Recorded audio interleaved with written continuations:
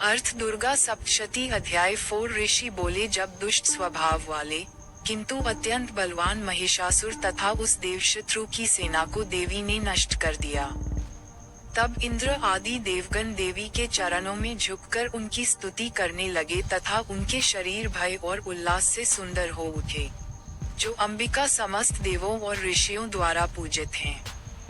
अपनी शक्ति से इस जगत को व्याप्त करती हैं तथा बचाती हैं, तथा जो समस्त देवगणों की शक्ति का स्वरूप हैं।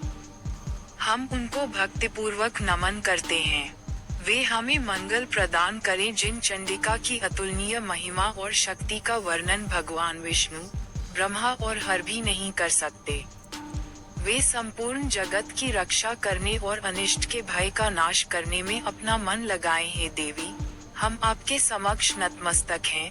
आप पुण्यात्माओं के निवास में सौभाग्य, दुष्टों के निवास में दुर्भाग्य, विद्वानों के हृदय में बुद्धि, सज्जनों के हृदय में श्रद्धा और उच्च कुल के हृदय में विनय से संपन्न हैं। आप ब्रह्मांड की रक्षा करें, जो लोग सदैव उदार रहते हैं।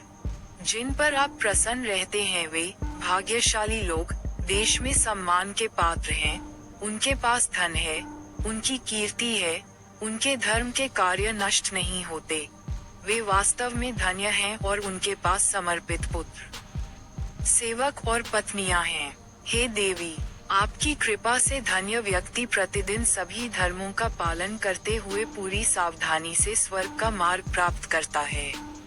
अतः हे देवी, क्या आप तीनों लोकों में फल देने वाली नहीं हैं? जब किसी विपत्ति में सहायता करने के लिए पुकारा जाता है, तब आप प्रत्येक व्यक्ति के मन से भय दूर कर देते हैं। जब सुखी लोग सहायता करने के लिए पुकारते हैं, तब आप और भी अधिक पवित्र मन प्रदान करते हैं। हे दरिद्रता, दुख और भय को दूर करने वाली, आपके अतिरिक्त और कौन सी देवी है, जो सबकी सहायता करने के लिए सदैव सहानुभूतिपूर्ण हृदय रखती हो? इस प्रकार देवताओं ने लोकों की पालनहार की स्तुति की।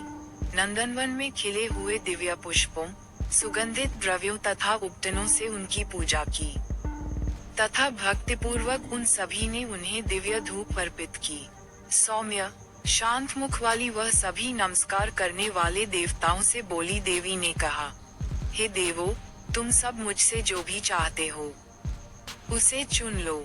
इन स्तोत्रों से अत्यंत संतुष्ट होकर मैं बड़ी प्रसन्नता से इसे प्रदान करती हूँ। देवताओं ने कहा, चूंकि हमारा शत्रु यह महिषासुर भगवती अर्थात आपने द्वारा मारा जा चुका है, इसलिए सब कुछ पूरा हो गया है और अब कुछ भी करने को शेष नहीं है। और यदि आप हमें कोई वरदान प्रदान करती हैं, तो हे महेश्वरी, जब भी हम आपका स्मरण करें, तो आप हमारी प्रत्यक्ष विपत्तियों का नाश कर दें। हे निष्कलंक मुख वाली माता, और जो भी नश्वर मानव इन स्तोत्रों से आपकी स्तुति करेगा, आप जो हम पर कृपालु हुई हैं, उस पर भी कृपा करें और उसके धन, अन्य सौभाग्य के साथ साथ धन, समृद्धि, जीवन और अच्छी पत्नी की वृद्धि करें।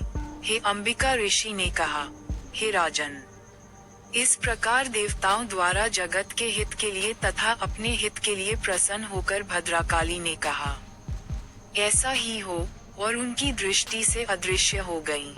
हे राजन, मैंने इस प्रकार बताया है कि किस प्रकार तीनों लोकों का कल्याण चाहने वाली देवी ने प्राचीन काल में देवताओं के शरीर से अपना प्राकट्य किया था, और फिर किस प्रकार वह देवताओं की शक्ति की प्रतीक तथा उपकारिणी होकर दुष्ट असुरों तथा शुंभ निशुंभ का वध करने तथा लोगों की रक्षा करने के लिए गौरी रूप में प्रकट हुई।